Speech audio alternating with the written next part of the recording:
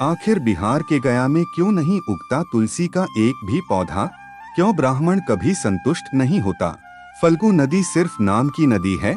क्यों कौआ हमेशा लड़ झगड़ कर ही खा पाता है? कौआ, तुलसी, ब्राह्मण व गाय को माँ सीता ने क्यों श्राप दिया था? आइए हम विस्तार से इस बारे में बताते हैं।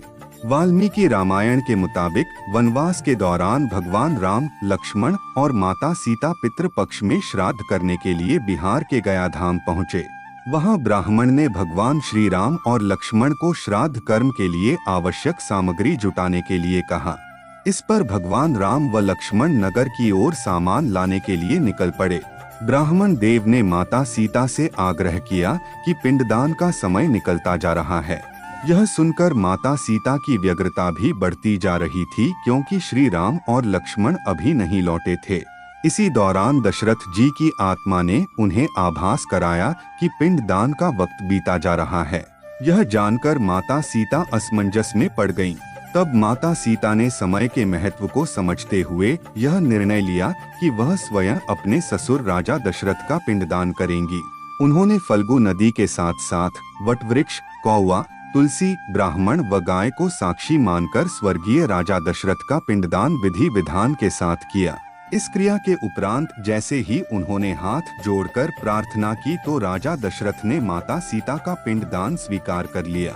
माता सीता इस बात से प्रफुल्लित हुईं कि उनकी पूजा दशरथ जी ने स्वीकार कर ली है।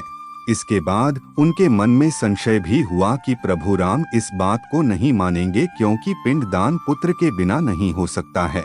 थोड़ी देर बाद भगवान राम और लक्ष्मण सामग्री लेकर आए और पिंडदान के विषय में पूछा। तब माता सीता ने कहा कि समय निकल जाने के कारण उन्होंने स्वयं पिंडदान कर दिया। प्रभु राम को इस बात का विश्वास नहीं हो रहा था कि बिना पुत्र और बिना सामग्री के पिंडदान कैसे संपन्न और स्वीकार हो सकता है। इसके बाद माता सीता ने कहा कि वहां उपस्थित फल्गु नदी, तुलसी, कौवा, गाय, वटवृक्ष और ब्राह्मण श्राद्ध कर्म की गवाही दे सकते हैं। भगवान राम ने जब इन सब से पिंडदान किए जाने की बात सच है या नहीं पूछा, तब फल्गु नदी, गाय, कौवा, तुलसी और ब्राह्मण पांचों ने प्रभु राम का क्रोध देखकर झूठ बोल दिया कि माता सीता ने कोई पिंडदान नहीं किया है। वटवृक्ष ने सत्य कहा कि माता सीता ने सबको साक्षी मानकर विधि पूर्वक राजा दशरथ का पिंडदान किया है। पांचों साक्षी के झूठ बोलने पर माता सीता ने क्रोधित होकर उन्हें आजीवन श्राप दे दिया। फल्गु नदी को श्राप दिया कि वह सिर्फ नाम की नदी रहेगी, उसमें पानी नहीं रहेगा।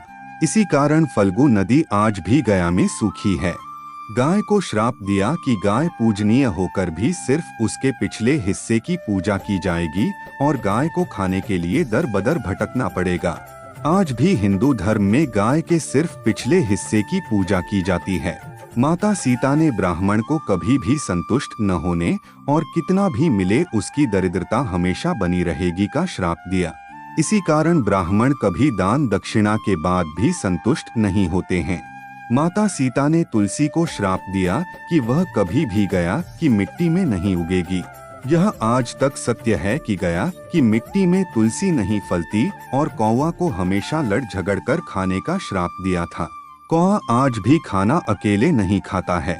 माता सीता ने जहां इन पांचों को श्राप दिया, वहीं सच बोलने पर वट वृक्ष को आशीर्वाद दिया कि उसे लंबी आयु प्राप्त होगी, वह दूसरों को छाया प्रदान करेगा।